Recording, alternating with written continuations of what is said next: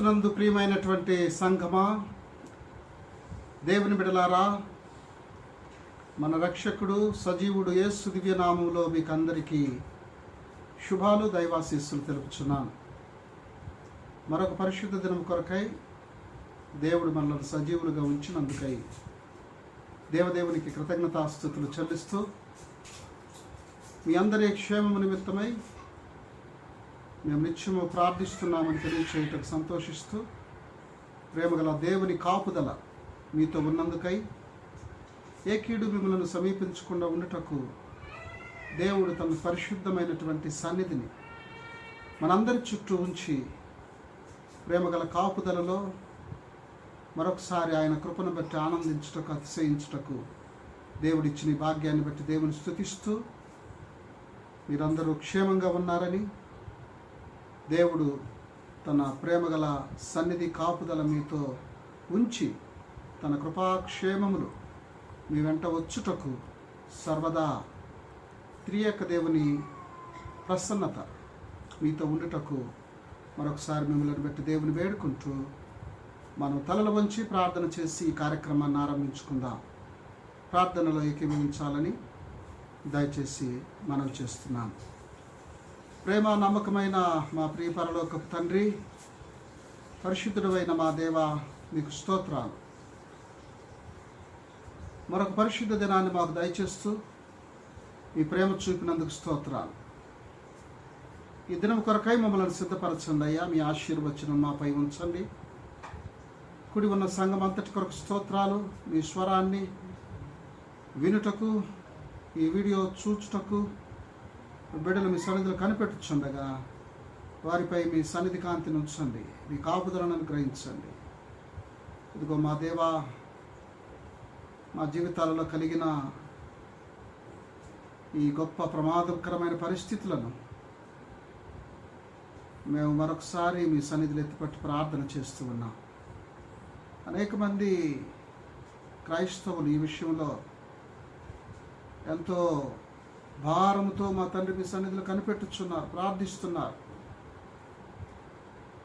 ఈ corona virus వలన కలిగినటువంటి అనేకమైన అననుకూల పరిస్థితులను బట్టి మీ సన్నిధిలో మొరపెట్టుచున్నారు. మీ మందిరాలలో చేరుకొని మిమ్మల్ని ఆరాధించలేనటువంటి పరిస్థితులు చోటు చేసుకొని ఉంటుండగా, ఈ పరిస్థితుల నుండి మాకు ఉపశమనం కలుగుటకు, తిరిగి మీ మందిరంలో మేము చేరుటకు, మిమ్మల్ని ఆరాధించుటకు, మిమ్మల్ని గణపరచుటకు దయతో మమ్మల్ని జ్ఞాపకం చేసుకోమని మీ పాదాల చెంత విజ్ఞాపన చేస్తున్నామయ్యా. ప్రపంచమంతా మా తండ్రి ఈ కరోనా వైరస్ బారిన పడి ప్రమాదకరమైనటువంటి పరిస్థితులను ఎదుర్కొంటూ భయానకమైనటువంటి జీవితాలను కొనసాగిస్తూ ఉన్నారు. వారందరి కొరకు ప్రార్థన చేస్తున్నారు. మా సంఘాన్ని బట్టి మీకు స్తోత్రాలు అయ్యా. సంఘం కొరకు మీరు చూపుతున్న ప్రేమను బట్టి స్తోత్రాలు. సంఘములో ప్రతి ఒక్కరూ క్షేమముగా ఉండుటకు కృపను అనుగ్రహిస్తున్న విధానాన్ని బట్టి స్తోత్రాలు. మా సంఘంలో నుండి మా ప్రియబిడ్డలు అనేక మంది మా తండ్రి విదేశాలలో ఉన్నారయ్యా. వారందరిని బట్టి మీకు స్తోత్రాలు చెల్లిస్తున్నా. వారిని, వారి ఉద్యోగాలను, వారి కుటుంబాలను మీరు కాపాడండి, సంరక్షించండి, క్షేమాన్ని ఇవ్వండి. ఏ ఒక్కరు కూడా ఈ కరోనా వైరస్ బారిన పడకుండా కృపచూపమని ప్రార్థన చేస్తున్నాం. సహాయం చేయండి.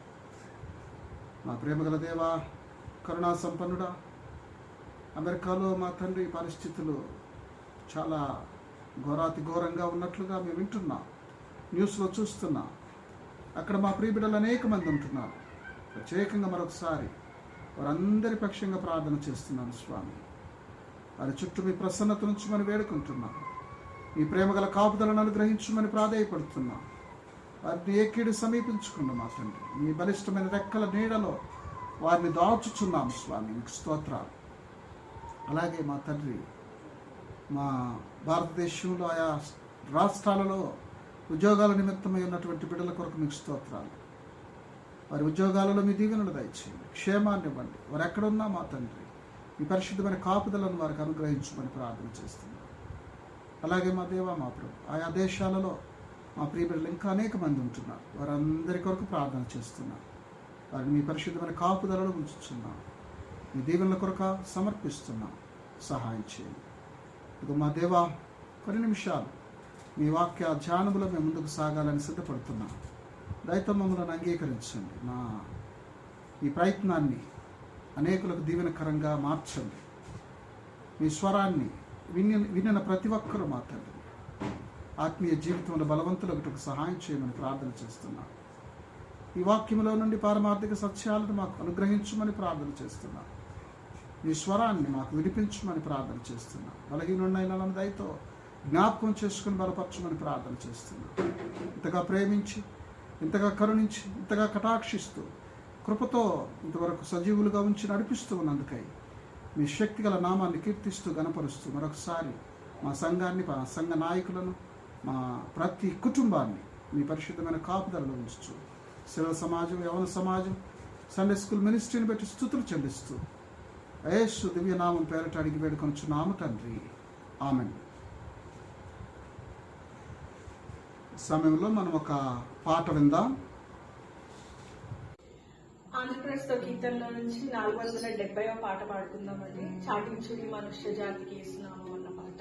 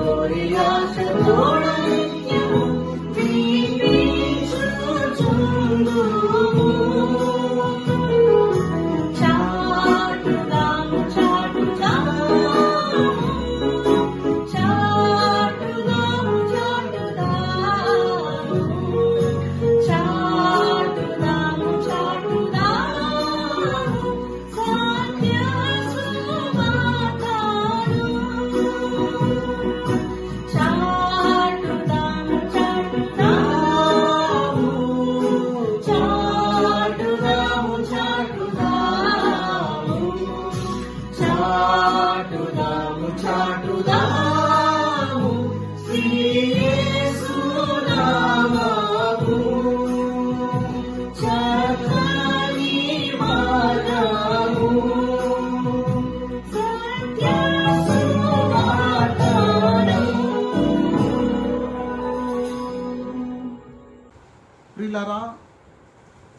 ప్రత్యేక సమయం కొరకై ఏర్పాటు చేయబడినటువంటి లేఖన భాగాలను చదువుకుందాం. పరిశుద్ధ గ్రంథంలో నుండి యోహాను సువార్త 5వ అధ్యాయము 1 నుండి 15వ వచనం వరకు ఉన్నటువంటి వాక్య భాగాన్ని చదువుకుందాం.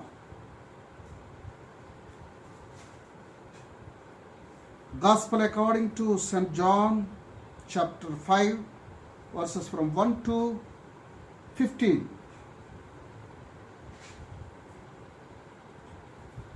అటు తర్వాత యూదుల పండుగ ఒకటి వచ్చెను గనుక యేసు యెరూషలేమునకు వెళ్ళెను.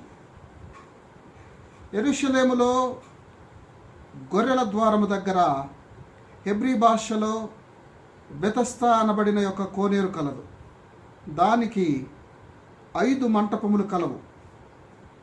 ఆయా సమయాలకు దేవదూత కోనేటిలో దిగి నీళ్లు కదలించుట కలదు.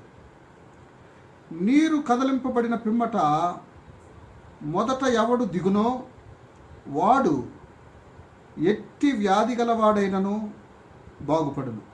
గనుక ఆ మంటపములలో రోగులు, గ్రుడ్డివారు, కుంటివారు, ఊచకాలు చేతులు గలవారు గుంపులుగా పడి ఉండిరి. అక్కడ 38 ఏండ్ల నుండి వ్యాధి గల ఒక మనుష్యుడుండెను. యేసు వాడు పడి ఉండుట చూచి వాడప్పటికి బహుకాలము నుండి ఆ స్థితిలో ఉన్నాడని ఎరిగి స్వస్థపడగోరుచున్నావా అని వారిని అడుగగా ఆ రోగి, అయ్యా, నీళ్లు కదలింపబడినప్పుడు నన్ను కోనేటిలోనికి దించుటకు నాకు ఎవడునూ లేడు గనుక నేను వచ్చినంతలో మరి ఒకడు నాకంటే ముందుగా దిగునని ఆయనకు ఉత్తరమిచ్చెను. యేసు, నీవు లేచి నీ పరుపెత్తుకుని నడువుమని వానితో చెప్పగా వెంటనే వాడు స్వస్థత నొంది తన పరుపెత్తుకుని నడిచెను. ఆ దినము విశ్రాంతి దినము కనుక యూదులు, ఇది విశ్రాంతి దినము కదా, నీవు నీ పరుపెత్తుకొన తగదే అని స్వస్థత నొందిన వానితో చెప్పిరి.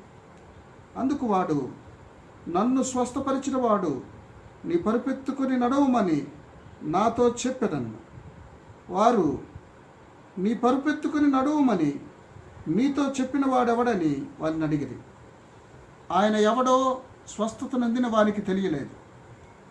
ఆ చోటును గుంపులు కూడి ఉండెను గనుక యేసు తప్పించుకొని పోయాను.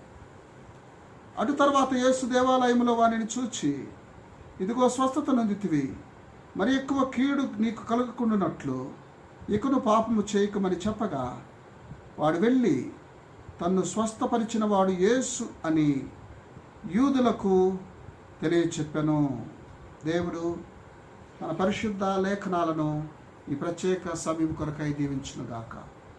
ఈ సమయంలో కొంత సమయం మనం స్తుతి ఆరాధన చేసి దేవుని పరిశుద్ధ నామాన్ని ఘనపరుద్దాం. అందరూ మీ మీ స్థలాలలో ఉండి ఈ స్తుతి ఆరాధనలు ఏకీభవించాలని కోరుతూ ఉన్నాం.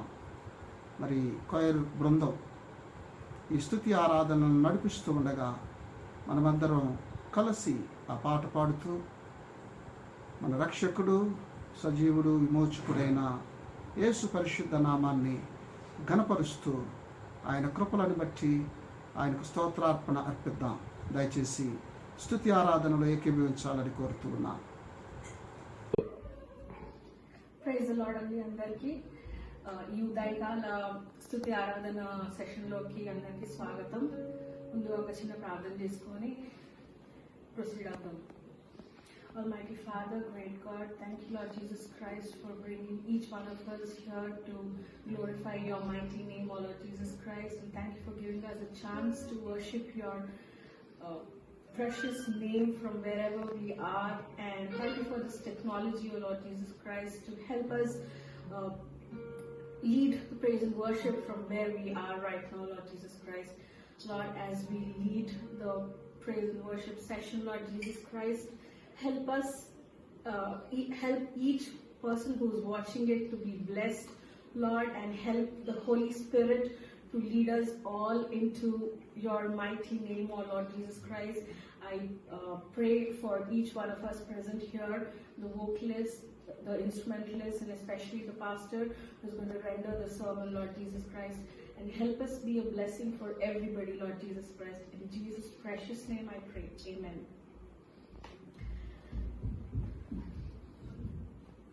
అందరికి వచ్చినటువంటి పాట స్తుతి మాలికలో నుండి సాంగ్ నంబర్ 148, పాట సంఖ్య 148వ పాట పాడుకుందామండి. హల్లెలూయా స్తుతి మహిమ అన్న పాట.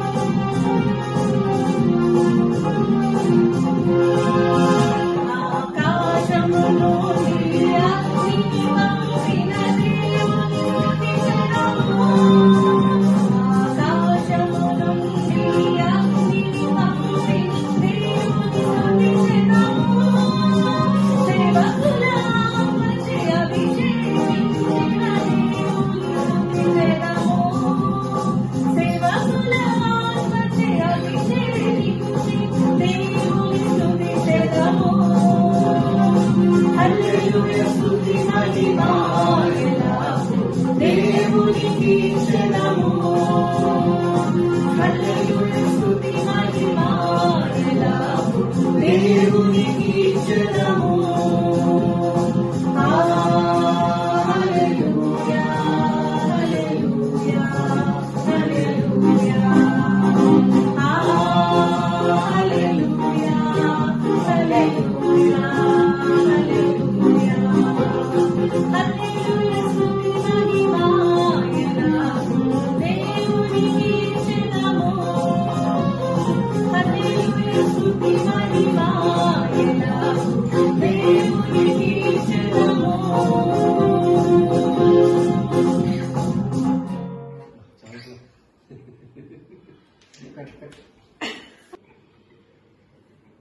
మరి ఒక పాట పాడుతున్నామండి రీజన్ వర్షిప్ కోసం.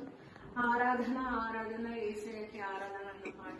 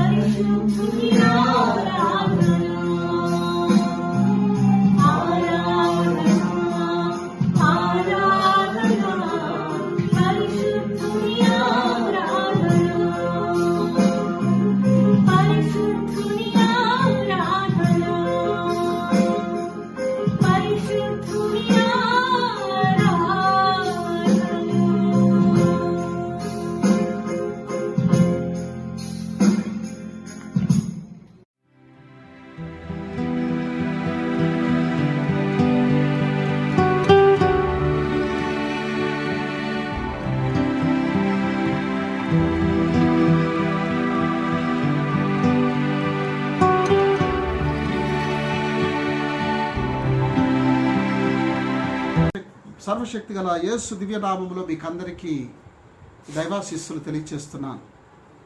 దేవుడు మిమ్మను దీవించి ఆశీర్వదించునుగాక. ప్రియమైనటువంటి దేవుని బిడ్డలారా, మనం చదివినటువంటి ఈ లేఖన భాగంలో నుండి కొంత సమయం ధ్యానములో కొనసాగుటకు పరిశుద్ధాత్మ దేవుని నడిపింపు కొరకు కనిపెడదాం. ప్రేమగల దేవుడు ఈ లేఖనాలలో నుండి పారమార్థిక సత్యాలను బయలుపరచుటకు తన కృపను నాపై మనందరిపై ఉంచాలని ఈ వాక్యాన్ని ధ్యానిస్తూ ఉండగా ఆత్మకార్యం జరుగునట్లుగా దేవుడు మన హృదయాలలో తన ప్రేమగల ఆత్మకార్యాన్ని జరిగించాలని మన ప్రభు సన్నిధిలో కనిపెడదాం. మీ బైబిల్స్ చూస్తూ ఉండండి. ఈరోజు మీ మధ్య నేను ధ్యానించడానికి ఇష్టపడుతున్నటువంటి అంశం ఏంటంటే, ఈ లేఖన భాగాలను ఆధారం చేసుకొని పరమ వైద్యుడు అనే అంశాన్ని మీ మధ్య ధ్యానించాలని కోరుతూ ఉన్నాను. ఎటర్నల్ డాక్టర్, పరమ వైద్యుడు. ప్రియులారా, మరి ఈ లోకంలో మనకు చాలామంది వైద్యులు ఉన్నారు. మన శరీరంలో ఒక్కొక్క భాగానికి ఒక్కొక్క డాక్టర్ మనకి ప్రస్తుతం అందుబాటులో ఉన్నారు. అయితే వారందరూ కూడా శరీరంలో ఏదో ఒక భాగానికి కావలసినటువంటి ట్రీట్మెంట్ ఇస్తారు. ఒకవేళ నీకు కంటి ప్రాబ్లం వస్తే ఆ కంటికి సంబంధించినటువంటి డాక్టర్ నిన్ను ట్రీట్ చేస్తారు. హార్ట్ ప్రాబ్లం వస్తే హార్ట్కి సంబంధించినటువంటి డాక్టర్ నేను ట్రీట్ చేస్తాను. అలాగే నువ్వు మానసికంగా బలహీనుడవైతే మానసిక వైద్యుడు నీకు ట్రీట్మెంట్ ఇస్తాడు. ఇలాగ మనం చెప్పుకుంటూ పోతే హార్ట్ ప్రాబ్లం కానీ, హై ప్రాబ్లం కానీ, లంగ్ ప్రాబ్లం కానీ, కిడ్నీ ప్రాబ్లం కానీ, మరి ఏ ప్రాబ్లం వచ్చినా ఒక్కొక్క అవయవానికి ఒక్కొక్క డాక్టర్ మనకి అందుబాటులో ఉన్నారు. అయితే మన పరమ వైద్యుడైనటువంటి యేసయ్య మాత్రం చాలా ఔన్నత్యత కలిగినటువంటి డాక్టర్, వైద్యుడు. ఎందుకంటే ఆయనకు పరమ వైద్యుడని ఎందుకు పేరు వచ్చిందంటే, ఒక వ్యక్తికి శారీరకంగా కానీ, మానసికంగా కానీ, ఆధ్యాత్మికంగా కానీ ఏ స్థితిలో ఆ వ్యక్తి బలహీనుడై ఉన్నా నీ శారీరక, మానసిక, ఆత్మీయ రుగ్మతలకు, నీ శరీరంలో ఉన్నటువంటి ప్రతి రుగ్మతకు కేవలం ఒకే ఒక మాటతో స్వస్థతనివ్వగలిగినటువంటి సర్వశక్తిమంతుడు మన పరమ వైద్యుడైన యేసయ్య. అందుచేత ఈ లోకంలో ఉన్నటువంటి డాక్టర్స్తో ఈ పరమ వైద్యుడైనటువంటి యేసయ్యను మనం పోల్చలేము. ఆయన మాటలో శక్తి ఉంది, ఆయన వస్త్రపు చెంగులో శక్తి ఉంది. ఆయనను జస్ట్ అట్లా ముట్టితే చాలు, ఆయన నీడ తాకితే చాలు, మానవ జీవితం ధన్యమైపోతుంది. ఏ బలహీనత ఉన్నా దాని నుండి విడుదల కలుగుతుంది. అది మన యేసయ్యలో ఉన్నటువంటి ఔన్నత్యత, గొప్పతనం.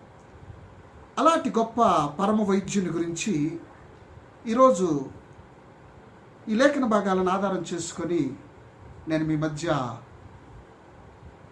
కొన్ని సత్యాలు మీకు జ్ఞాపకం చేయాలని కోరుతూ ఉన్నాను. ఇక్కడ యేసు ప్రభు ఏ రీతిగా పరమ వైద్యుడో, నీ శారీరక, ఆధ్యాత్మిక, మానసిక రుగ్మతలన్నిటికీ ఒకే ఒక మాటతో ఎలాగా నీకు స్వస్థతనివ్వగలడో నేను ఈరోజు ఈ లేఖన భాగాల ఆధారంగా మీకు జ్ఞాపకం చేస్తూ ఈ సత్యాలను బోధించాలని, ఆయన ఔన్నత్యతను తెలియచేయాలని కోరుతున్నాను. ఇక్కడ సన్నివేశాన్ని క్లుప్తంగా మీకు వివరించి ముందుకు వెళ్తాను. ఒక్కొక్క విషయాన్ని గురించి మీకు వివరంగా చెప్తాను. మనం గమనించినప్పుడు ఈ గొర్రెల ద్వారము దగ్గర బెతస్దా అనేటువంటి కోనేరు ఉంది. ఆ కోనేటికి ఒక ప్రత్యేకత ఉంది. ఏమిటా ప్రత్యేకత అంటే, ఆయా సమయాలలో దేవదూత వచ్చి నీటిని కదిలిస్తాడు. ఆయా సమయాలలో దేవదూత వచ్చి నీటిని కదిలిస్తాడు. దూత వచ్చి నీటిని కదిలించిన వెంటనే మొట్టమొదట ఆ కోనేటిలోనికి ఎవరు దిగుతారో వారికి ఏ బలహీనత ఉన్నా, ఏ అనారోగ్యత ఉన్నా స్వస్థత కలుగుతుంది. అది ఆ కోనేటి యొక్క ప్రత్యేకత. ఈ బెరికల్, ఈ అద్భుతం స్వతంత్రించుకోవటానికి, లేకపోతే పొందటానికి, స్వస్థపడటానికి అనేక మంది రోగగ్రస్తులు ఆ కోనేటి దగ్గర పడిగాపులు పడుతున్నారు. చాలామంది కాచుకొని ఉన్నారు. ఎప్పుడు దేవదూత వస్తాడు, ఎప్పుడు నీటిని కదిలిస్తాడు, ఎప్పుడు మొట్టమొదట దూకి ఆ నీటిలో స్వస్థత పడాలి, స్వస్థతను పొందాలి అని చెప్పి అనేకులు అక్కడ ఎదురు చూస్తూ ఉన్నారు. అది ఆ కోనేటి దగ్గర ఉన్నటువంటి వాతావరణం. సో ఇప్పుడు ఈ కోనేటి దగ్గరకు మన రక్షకుడైన యేసయ్య వస్తున్నాడు. ఆయన వచ్చి ఇక్కడ ఏ రీతిగా తాను పరమ వైద్యుడనని రుజువు చేసుకుంటాడో, ఏ రీతిగా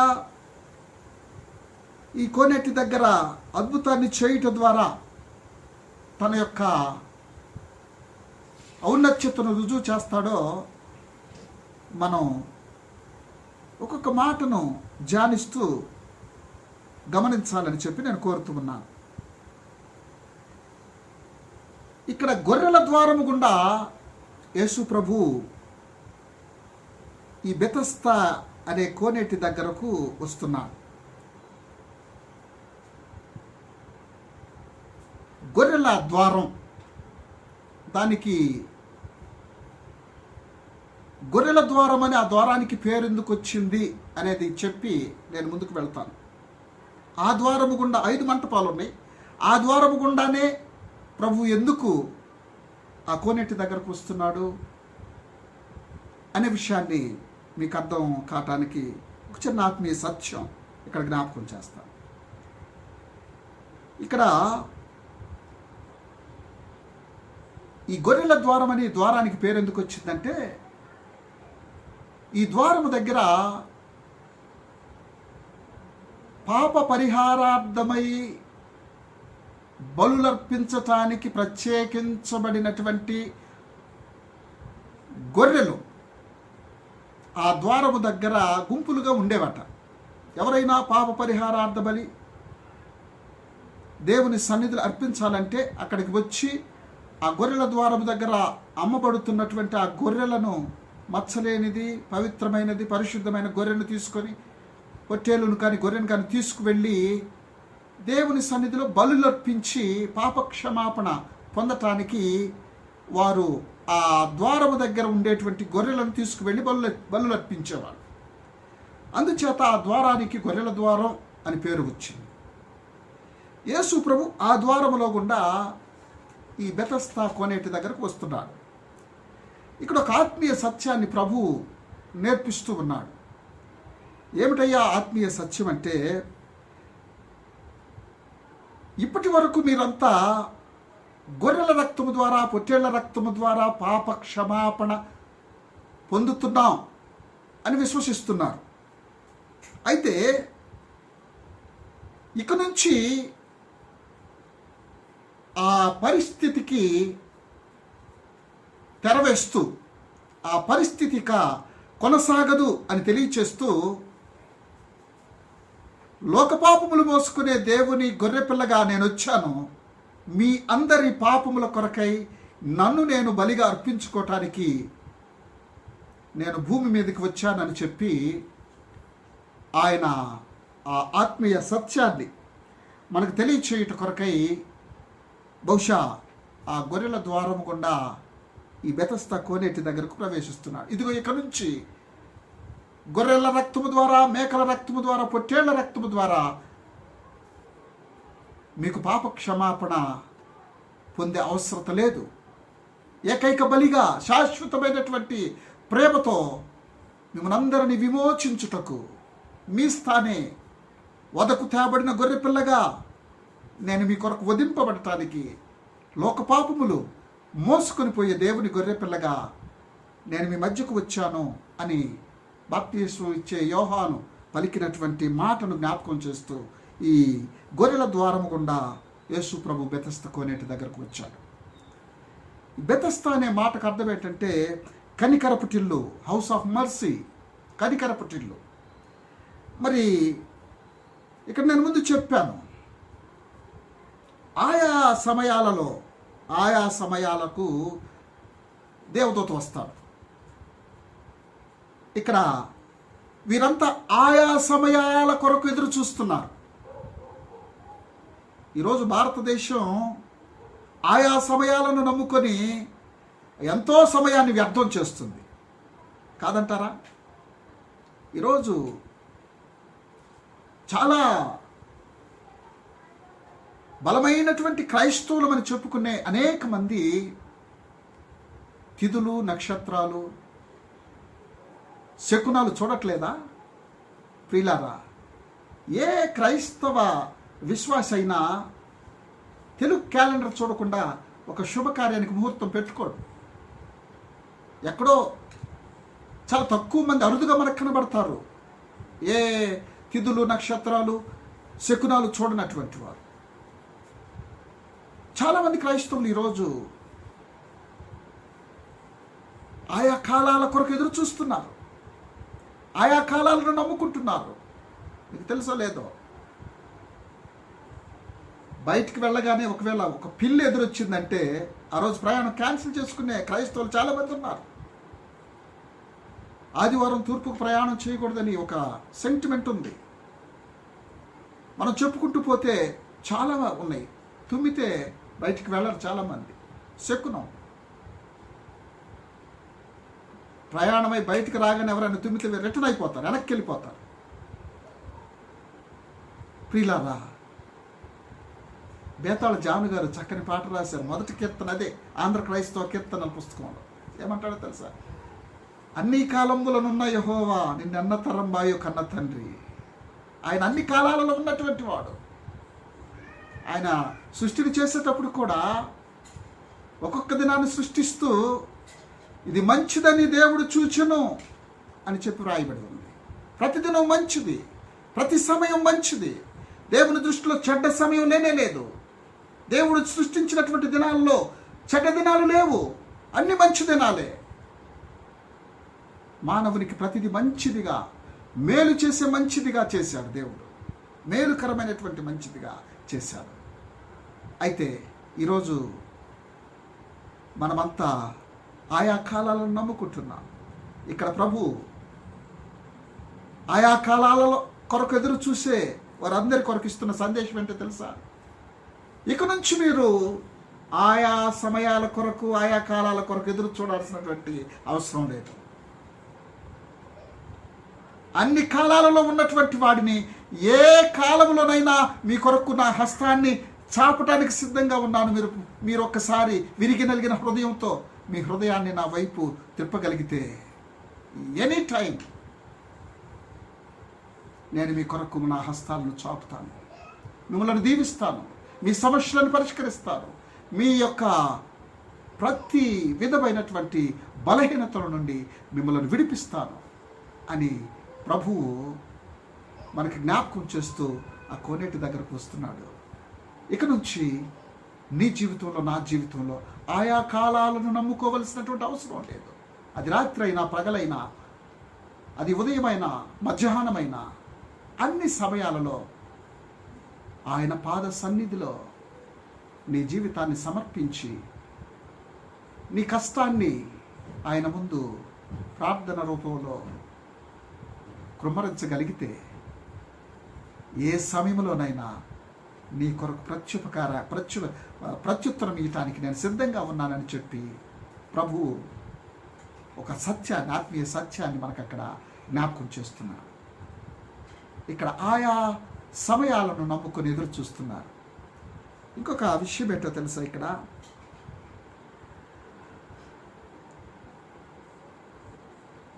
దేవదూత వచ్చి నీటిని కదిలించాలి. ఆ దేవదూత ఎప్పుడు వస్తాడు? ఆయా సమయాలలో వస్తాడు. వస్తుంది ఎవరు? దేవదూత. ప్రియులారా, దేవదూతకు రక్షణ భాగ్యం లేదు, మానవునికి ఆ భాగ్యం ఉంది.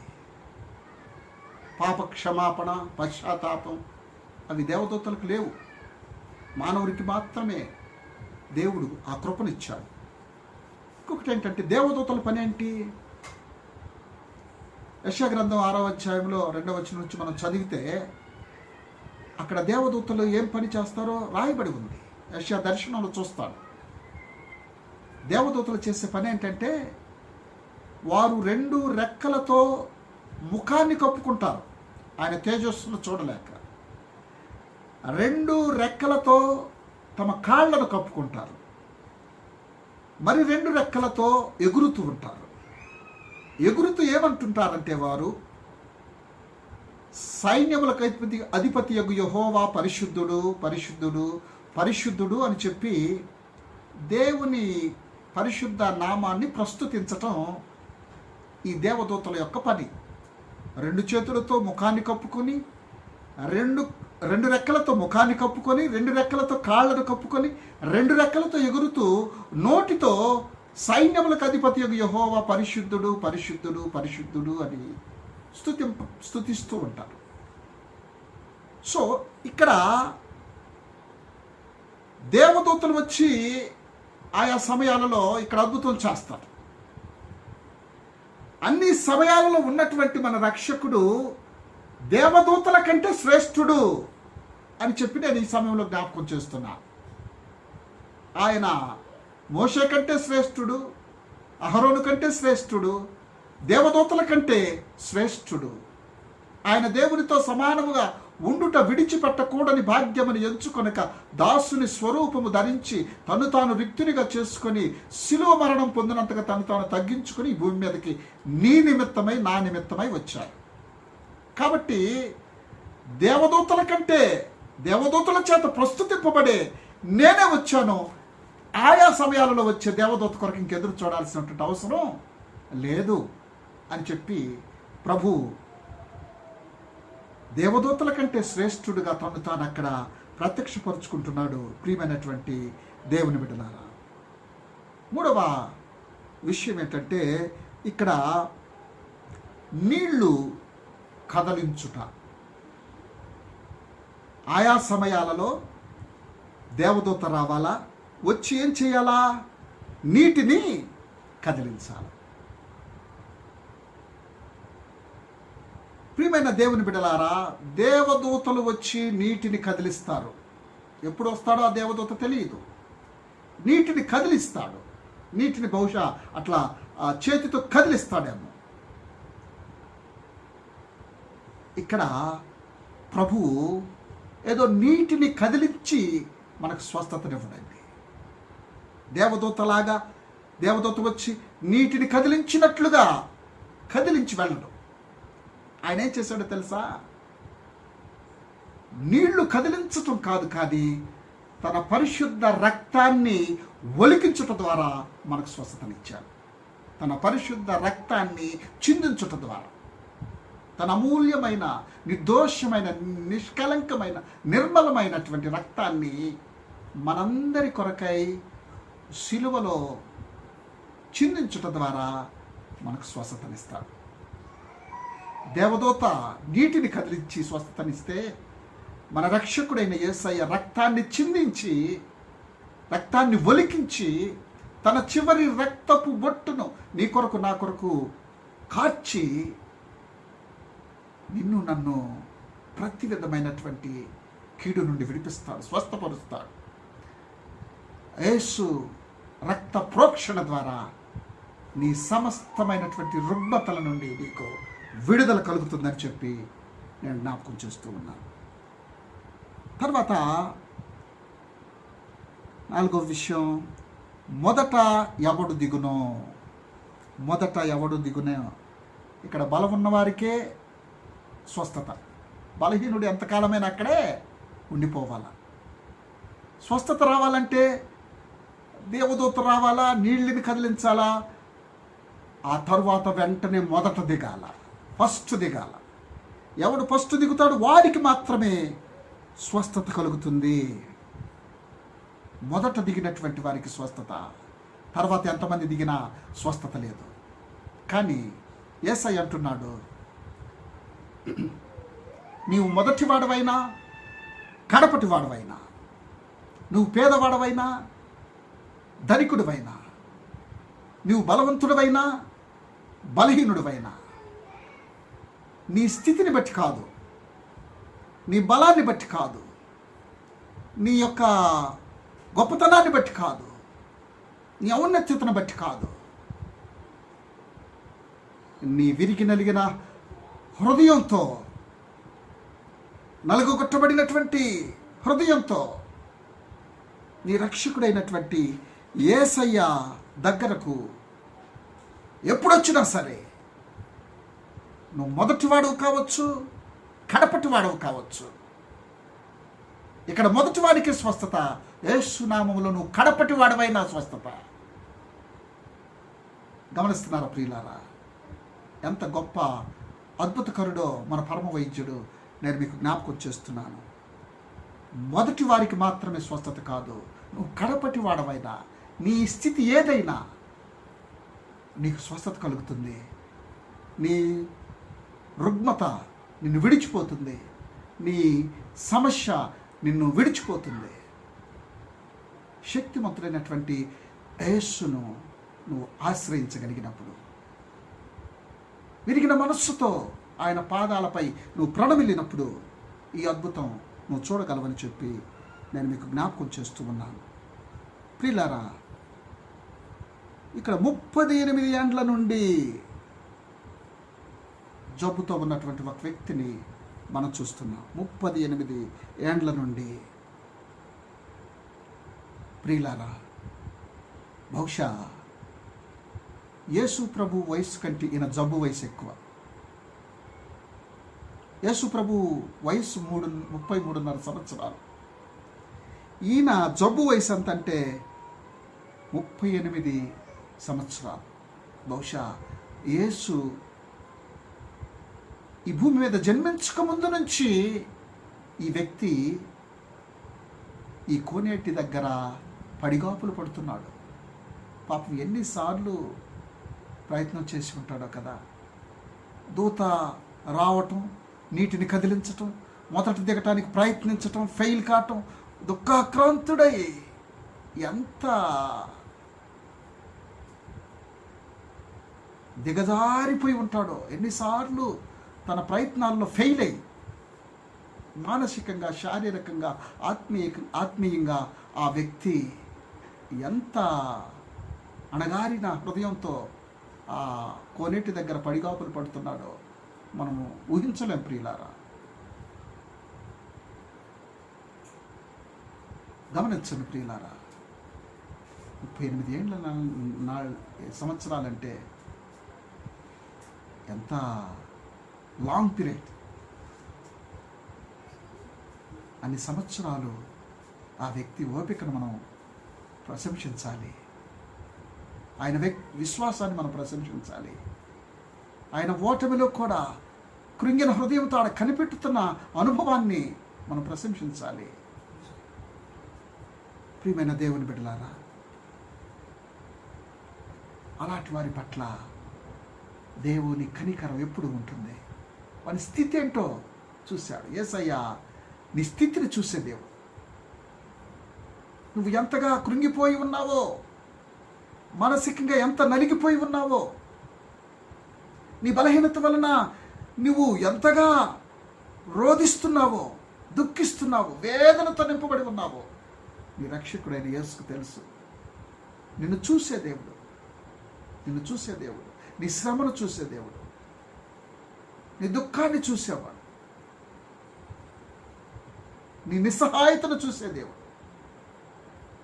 వెంటనే ఆయన దగ్గరకు వెళ్ళాడు ప్రభు. ఆయన దగ్గరకు వెళ్ళి ఆయన చూసి ఏమంటాడో తెలుసా? నువ్వు స్వస్థత నొందగోరుచున్నావా? స్వస్థపడాలనుకుంటున్నావా? లేకపోతే నేను నీకేం చెయ్యాలి అన్నట్లుగా ఒక సేవకుడు యజమానిని అడిగినట్లుగా అడిగాడు. ప్రియులారా, సహజంగా ఇచ్చే వారికి పుచ్చుకునేవాడు లోకువ. యేసు ప్రభు ప్రేమతో మాట్లాడుతున్నాడు. స్వస్థపడగోరుచున్నావా? ఏం కావాలి నీకు అని కమాండ్ చేయలేదు. నా దగ్గరకు రా అని పిలవలేదు. ఒక సేవకుడు యజమానిని అడిగే రీతిగా అడిగాడు. పరిచర్యలో ఈ అనుభవం చాలా అవసరం. యేసులో ప్రతి చోట ఈ విధేయత తగ్గింపును మనం చూస్తాం. ప్రియులారా, వెంటనే ఆ వ్యక్తి చెబుతున్నాడు, ఏమంటాడంటే, అయ్యా, కోనేటిలోనికి దించుటకు నాకు ఎవడు లేడు. దేవదూత వచ్చి నీటిని కదిలించినప్పుడు నన్ను కోనేటిలోనికి దించుటకు నాకు ఎవడు లేడు, నాకెవడు లేడు. ఈ లోకంలో ఇలాగ చెప్పేవారు చాలామంది ఉన్నారు. నాకు ఎవరు లేరు అని నిస్సహాయ స్థితిలో అణగారిన హృదయాలతో కుమిలిపోయే అనేక మంది మనం ఈ సమాజంలో చూస్తూ ఉన్నాం. ఈ సమయంలో నేను మీకు జ్ఞాపకం చేస్తున్నాను ప్రియులారా, నీ జీవితంలో ఒకవేళ నువ్వు ఒంటరితనాన్ని అనుభవిస్తూ నాకు ఎవరు లేరు, నేను ఒంటరి వాణ్ణి అని ఒకవేళ కృంగిపోయిన హృదయం నీకు ఉంటే, యేసు మాటలు నిన్ను ఆదరిస్తాయని చెప్పి నేను మీకు జ్ఞాపకం చేస్తున్నాను. నేనున్నాను అన్నట్లుగా ప్రభు ఆయనను ధైర్యపరిచాడు. నాకు ఎవరు లేరు అని నువ్వు చెప్పటానికి వీల్లేదు.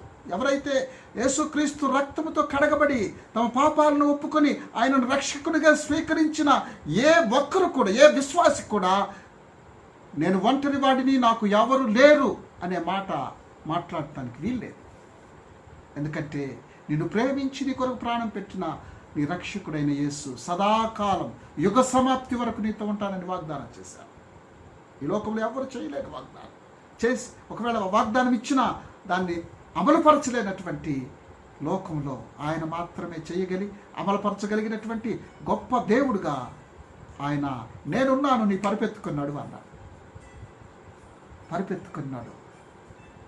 ఆయన మాటలో ఉన్నటువంటి ఆ శక్తి వెంటనే ఆ వ్యక్తిలో నూతన బలాన్ని తీసుకొచ్చింది. మారు మాట్లాడలేదు. విశ్వాసంతో ఆయన లేచాడు. యేసు మాట పట్ల ఆయన కలిగి ఉన్నటువంటి విశ్వాసం చాలా గొప్పది అని చెప్పి నేను మీకు జ్ఞాపకం చేస్తున్నాను. నువ్వు లేచి నడు. ప్రియులారా, దిగ్గున లేచాడు, పరిపెత్తుకొని నడుస్తూ ఉన్నాడు, వెళుతున్నాడు. ఆ టైంలో ఆయన అడుగుతున్నారు, ఏమన్నారంటే, విశ్రాంతి దినాన నువ్వు నీ పరిపెత్తుకొని ఎందుకు నడుస్తున్నావు అని చెప్పి ఆయన డిసప్పాయింట్ చేయటం మనం చూస్తూ ఉన్నాం. విశ్రాంతి దినాన పరిపెత్తుకొని ఎందుకు నడుస్తున్నావు? ప్రియమైనటువంటి దేవుని బిడ్డలారా, ఆ వ్యక్తి అన్ని సంవత్సరాలు ఆ కోనేటి దగ్గర పడుగాపులు పడుతుంటే ఎవరైనా ఆ వ్యక్తికి సహాయం చేశారా? చేయలేదు. ఆయన జీవితంలో ఒక మంచి జరిగినప్పుడు దానిని బట్టి సంతోషించకుండా ఈ వ్యక్తి ఏమంటున్నాడంటే, విమర్శిస్తున్నాడు. విశ్రాంతి దినమున నీ పరిపెత్తుకుని నడవతగదే. నేను ఏసిటీసీలో చదువుతున్నప్పుడు మా ప్రొఫెసర్ సంపూర్ణ రావయ్య గారు ఒక మంచి ఇలస్ట్రేషన్ చెప్పాడు. అది ఎరిక్ బార్న్ అనేటువంటి ఒక ఆయన లైఫ్ టు విన్ అనే పుస్తకంలో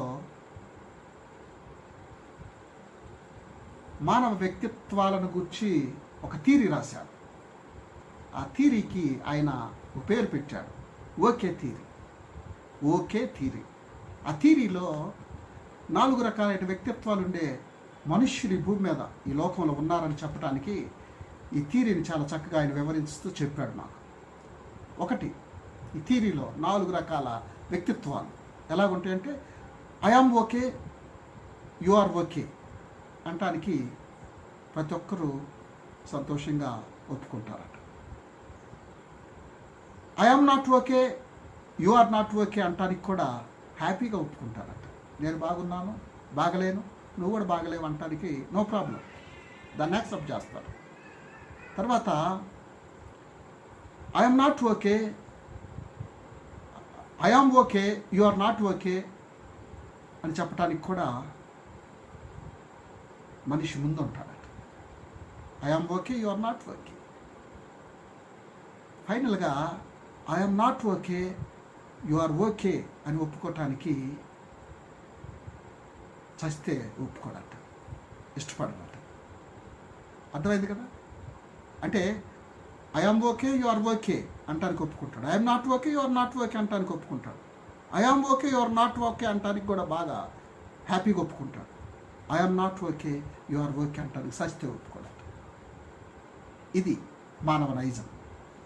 ఇలాగా మానవ వ్యక్తిత్వాలు ఉంటాయి. ప్రియమైనటువంటి దేవుని బిడ్డలారా, ఆ వ్యక్తి సంతోషంగా తన జీవితంలో ఒక గొప్ప అద్భుతం జరిగి ఆనందిస్తూ వెళుతుంటే విశ్రాంతి దినాన నీ పరుపెత్తుకుని నడవతగదే.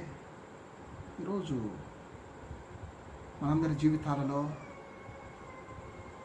ఎదుటి వ్యక్తి యొక్క మేలును చూసి సంతోషించలేనటువంటి దౌర్భాగ్య స్థితిలో ఈనాడు క్రైస్తవ విశ్వాసులు అనేక మంది నామకార్థపు క్రైస్తవ జీవితంలో బ్రతుకుతున్నారు. ఈర్ష్య, ద్వేషం, అసూయ. వారు బాగుపడకపోయినా ఎదుటివాడు బాగుపడితే చూడలేనటువంటి పరిస్థితి. ఎదుటివానికి ఎప్పుడు గంజి తాగుతూ ఉండాలని కోరుకుంటూ ఉంటారు. వారెంత రిచ్గా ఉన్నా ఎదుటి వ్యక్తి మాత్రం ఒక పూట మంచి భోజనం చేస్తే కూడా భరించలేనటువంటి సామాజిక పరిస్థితులను, మరి ముఖ్యంగా క్రైస్తవ విశ్వాసులలో కూడా ఈ తెగులు ఎక్కువగా ఉందని ఈ మధ్య ఒక పాస్టర్ గారు కూడా వాక్యంలో తెలియచేస్తే నేను ఆశ్చర్యపోతున్నాను ప్రియులారా. అది నిజం కూడా. చాలా అనుభవాలు నా జీవితంలో కూడా నేను గమనించాను. ఈ వ్యక్తి సంతోషంగా ఆనందిస్తూ, స్తుతిస్తూ, గంతులు వేస్తూ, తనకు కలిగినటువంటి స్వస్థతను బట్టి ఆనందిస్తూ ముందుకు సాగిపోయాడు. ప్రియమైనటువంటి దేవుని బిడ్డలారా, ఆత్మీయ జీవితంలో ఎదుగుతున్నటువంటి మనము తోటి వ్యక్తి మేలును గూర్చి సంతోషించాలి. మీకు ఒక విషయాన్ని చెప్తాను. ఎదుటి వ్యక్తి మేలును చూసి సంతోషించలేనటువంటి వ్యక్తి తనకు తానే కీడును కొని తెచ్చుకున్నట్లు పరిశుద్ధ గ్రంథంలో ఒక సన్నివేశం నేను మీకు జ్ఞాపకం చేయాలి. 1 సమూయేలు గ్రంథం 18వ అధ్యాయంలో గొలియాతును చంపిన తర్వాత సౌలు దావీదు కలిసి రాజ్యంలో ప్రవేశిస్తున్నప్పుడు స్త్రీలు కంజర్లు పట్టుకొని వాయిస్తూ సౌలు 1000 కొలది, దావీదు 10,000 కొలది అని చెప్పి కీర్తనలు పాడారు. ఎప్పుడైతే సౌలు 1000 కొలది, దావీదుకు 10,000 కొలది అని వీరు పాడినటువంటి ఆ స్తోత్రాలు ఎప్పుడైతే ఈయన విన్నాడో వెంటనే దావీదు మీద సౌలుకు కోపం వచ్చింది. అక్కడ ఒక మాట ఉంది. ఆనాటి నుండి సౌలు దావీదుపై విషపు చూపు నిలిపెను. దావీదు మంచి కార్యం చేశాడు. అందును బట్టి సంతోషించి దావీదును అభినందించి హెచ్చించాలి. ఆ స్త్రీలు అదే చేశారు. పైగా కేకలు వేసినటువంటి వారంతా ఎవరో స్త్రీలు వచ్చి ఆ ప్రశంసలో అందించినప్పుడు సౌలు బేర్ చేయలేకపోయాడు. వెంటనే ఆనాటి నుంచి దావీదుపై సౌలు విషపు చూపు నిలిపాడో, ఎప్పుడైతే దావీదుపై సౌలు విషపు చూపు నిలిపాడో ఆ రోజు నుంచి సౌలు పతనం ప్రారంభమైంది. దావీదు క్రమక్రమంగా అభివృద్ధి చెందుతూ వచ్చాడు. తోటి వ్యక్తి మేలును చూసి వరవలేని తనం మన జీవితాలలో ఉంటే మనమే పతనమైపోతామని చెప్పి నేను మీకు జ్ఞాపకం చేస్తున్నాను. తర్వాత ఆ వ్యక్తి యేసయ్యకి ఎక్కడ కనపడ్డాడో తెలుసా? ఆ వ్యక్తిని ప్రభు ఎక్కడ చూశాడో తెలుసా? దేవాలయములో వానిని చూచి అని చెప్పి మనం చదువుకుంటున్నాం. దేవాలయంలో ఉన్నాడు ఈ వ్యక్తి. అప్పటి వరకు శారీరకంగా, మానసికంగా, ఆధ్యాత్మికంగా బలహీనుడై రోగగ్రస్తుడై ఉన్నటువంటి ఈ వ్యక్తి ఇప్పుడు ఎక్కడున్నాడంటే దేవుని మందిరంలో దేవుణ్ణి ఆరాధిస్తూ స్తుతిస్తూ ఉన్నాడు. ఆయనకు ఎవరు ఈ అద్భుతాన్ని చేసి ఈ స్థితిని కల్పించారో, ఈ స్వస్థతనిచ్చారో తెలుసుకొని ఆ దేవునికి స్తోత్రార్పణ చేయటానికి ఆయన దేవాలయంలోకి వెళ్ళాడు. విశ్వాస జీవితంలో కృతజ్ఞత చెల్లించటం, దేవుని ఘనపరచటం, పొందినటువంటి ఆశీర్వాదాలకు దేవుడిచ్చిన మేళ్లను బట్టి దేవునికి స్తోత్రార్పణ చెల్లించటం, అర్పణ అర్పించి దేవుణ్ణి మహిమపరచటం. ఈ శ్రేష్టమైన అనుభవంలో ఈ వ్యక్తి ఉన్నట్లుగా, ఈ స్వస్థపడిన వ్యక్తి ఉన్నట్లుగా మనం ఇక్కడ చూస్తున్నాం. ఎంత గొప్ప దీవెనకరమైన పరిస్థితి. ప్రియులారా, ఇక్కడ మనం గమనించినట్లయితే, నేను ముగిస్తున్నాను, గమనించినట్లయితే ఈ వ్యక్తికి 3 విధాలుగా స్వస్థత కలిగింది. ఆ వ్యక్తి శారీరకంగా బలహీనుడు. నీరు కదిలించిన వెంటనే మొదట దూకలేక 38 సంవత్సరాల నుంచి పడిగాపులు పడినటువంటి వ్యక్తి అక్కడ ఇప్పుడు శారీరకంగా ఆ వ్యక్తి నడుస్తూ ఉన్నాడు. సో శారీరక స్వస్థత జరిగింది ఇక్కడ. యేసు నీవు పరుపెత్తుకొని నడు అంటే ఆయన శారీరక స్వస్థత జరిగింది. దానితో పాటు శారీరక స్వస్థత, అలాగే ఆత్మీయ స్వస్థత కూడా జరిగింది. ఆయన ఎక్కడ ఉన్నాడు? దేవుని మందిరంలో ఉన్నాడు. కలిగిన మేలుకు దేవుని స్తుతిస్తున్నాడు. శారీరకంగా బలహీనుడయ్యాడు. మానసికంగా కృంగిన హృదయం ఇప్పుడు ఆనందభరితమైపోయింది. మానసిక స్వస్థత కూడా జరిగిపోయింది. ఆయనకి ఇప్పుడు చింత లేదు, దిగులు లేదు, విచారం లేదు, ఎదురు చూపులు లేవు. నాకెవరు సహాయం చేస్తారన్నా ఎదురు చూపులకి లేవు. సో మానసిక స్వస్థత, శారీరక స్వస్థత, దానితో పాటు ఆధ్యాత్మిక స్వస్థత ఒకే ఒక మాటతో, యేసయ్య ఒకే ఒక మాటతో ఈ 3 స్వస్థతలు ఆయన జీవితంలో జరిగాయి. మానసికంగా స్వస్థపడ్డాడు, శారీరకంగా స్వస్థపడ్డాడు, ఆత్మీయంగా స్వస్థపడ్డాడు. అందుకే యేసయ్య పరమ వైద్యుడు అంటున్నాను. ప్రియమైనటువంటి దేవుని బిడ్డలారా, ఈ బెతస్త కోనేటి దగ్గర జరిగినటువంటి అద్భుతం ద్వారా ఇన్ని ఆధ్యాత్మిక సత్యాలు, ఈ కోనేటి దగ్గర జరిగిన అద్భుతంలో పరిశుద్ధాత్మ దేవుడు మనకు దాచి ఉంచాడు. మన పరమ వైద్యుడైనటువంటి యేసయ్య ఎంత ఔన్నత్యత కలిగిన దేవుడో మనకు జ్ఞాపకం చేయటానికి ఈ లేఖన భాగాలలో పరిశుద్ధాత్మ దేవుడు ఈ మర్మాలను మనకు జ్ఞాపకం చేస్తున్నాడు. ప్రియమైన దేవుని బిడ్డలారా, మనందరి ఆధ్యాత్మిక జీవితంలో మన పరమ వైద్యుడైనటువంటి యేసయ్యను ఆశ్రయించటం, ఆయన పాద సన్నిధిలో ప్రణమిల్లి ఆయన కృపను పొంది నీ ప్రతి విధమైనటువంటి బలహీనత నుండి, నీ ప్రతి విధమైన సమస్య నుండి, నీ ప్రతి విధమైనటువంటి మానసిక, శారీరక, ఆధ్యాత్మిక ఏ సమస్య ఉన్నా, ఏ సమయంలోనైనా ఆయన పాద సన్నిధికి వచ్చి నీ హృదయాన్ని సేదతీర్చుకో. నువ్వు బలవంతుడు కావాలని ఈ వాక్యం ద్వారా మనకి పరిశుద్ధాత్మ దేవుడు జ్ఞాపకం చేస్తున్నాడు. ప్రియులారా, పరమ వైద్యులైనటువంటి యేసయ్యను కలిగిన మనం ధన్యులం. ఆయా సమయాల కొరకు ఎదురు చూడాల్సినటువంటి అవసరం లేదు. దేవదూతల కంటే శ్రేష్ఠుడే మన కొరకు వచ్చి తన రక్తాన్ని ఒలికించి ప్రాణం పెట్టి మనల్ని విమోచించాడు, విడుదల కలుగు చేశాడు. సజీవుడుగా తండ్రి కుడి పార్శ్వమున కూర్చొని నిత్యం మన కొరకు విజ్ఞాపన చేస్తూ ఉండగా ఆయన పాద పీఠము చెంత ప్రాణమిల్లట మనకెంతైనా అవసరం అని చెప్పి జ్ఞాపకం చేస్తూ మన జీవితాలని పరమ వైద్యుని పాద సన్నిధిలో సమర్పించి ఆయన యందు బలమైన విశ్వాసంతో ముందుకు సాగుటకు పరిశుద్ధాత్మ దేవుడు మనకు తోడై ఉండాలని కోరుతూ ఈ ధ్యానాన్ని ముగిస్తున్నాను. తలలు వచ్చి ప్రార్థన చేసుకుందాం. కృపగల తండ్రి, ప్రేమగల దేవా, పరిశుద్ధుడా, మీకు స్తోత్రాలు. జీవాధిపతి, మీకు వందనాలు చెల్లిస్తున్నా. ఈ పరిశుద్ధ దినాన మా తండ్రి, మీ సన్నిధిలో మేము ధ్యానం చేసిన ఈ వాక్యాన్ని మా అందరి ఆధ్యాత్మిక మేలు నిమిత్తమై దీవించుమని, ప్రతి హృదయం ఈ వాక్యాన్ని ఫలింప చేయమని ప్రార్థన చేస్తున్నా. అయా, మా ప్రియబిడ్డలందరినీ జ్ఞాపకం చేసుకోండి అయ్యా. ఒక్కొక్క కుటుంబంపై మీ సన్నిధి కాంతిని ప్రకాశింప చేయమని ప్రార్థన చేస్తున్నా.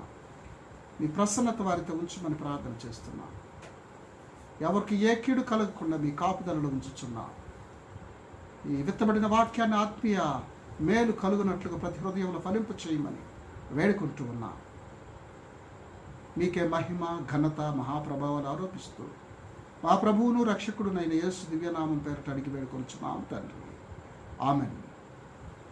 మన పరమ తండ్రి అయిన దేవుని ప్రేమయు, మన రక్షకుడు విమోచకుడైన యేసుక్రీస్తు వారి కృపయు, మన పరిశుద్ధాత్మ దేవుని అన్యోన్య సహవాసము, సన్నిధి, ప్రేమగల కాపుదల, నిత్య నడిపింపు కుడియున్న మనకందరికీ, ఈ వీడియో చూస్తూ వాక్యాన్ని వింటున్న ప్రతి బిడ్డకు శుభం కలుగుటకు, మేలు కలుగుటకు, దీవెన కలుగుటకు సదాకాలం తోడైండి నడిపించుగాక. ఆమెన్, ఆమెన్, ఆమెన్. Praise the Lord. God bless you.